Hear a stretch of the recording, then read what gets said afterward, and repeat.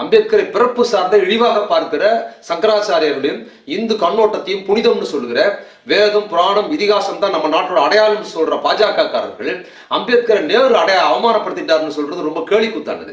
தலைவர் அம்பேத்கர் என்னை மட்டுமல்ல கோடிக்கணக்காக இருக்கிற இந்தியாவில் இருக்கிற இங்க இருக்க தலித் மக்களை பிறப்பு சார்ந்த இழிவானவர்களாகும். தீண்டாமை என்பது பிறக்கும் போதே வருதுன்னு சொல்ற சமூக அமைப்பாக இந்து சமூகம் இருக்கு.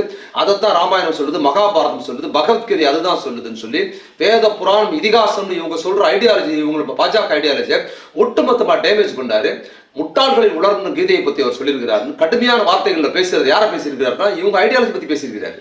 அப்ப இவங்க மோசடியை மறைப்பதற்காக இவங்க நேரு மேல சொல்றாங்கிறது விட்டுருங்க. அதை விட்டுருங்க. நேரு எதிர்த்தாருன்னு சொல்றீங்கல்ல, அம்பேத்கர் யாரு எதிர்த்தாரு அதை சொல்லுங்க. அம்பேத்கர் நேரு எதிர்த்தாரு. நேரு சொன்னாருன்னா அம்பேத்கர் யாரை எதிர்த்து பேசினாரு?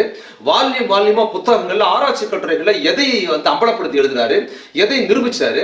நீங்க இந்தியாவின் அடையாளமாக வேதம் புராணம் இதிகாசம் அப்படின்னு சொல்றீங்கல்ல, அதைத்தான் எழுதினாரு, அதைத்தான் உலகம் முழுக்க அம்பலப்படுத்தினாரு.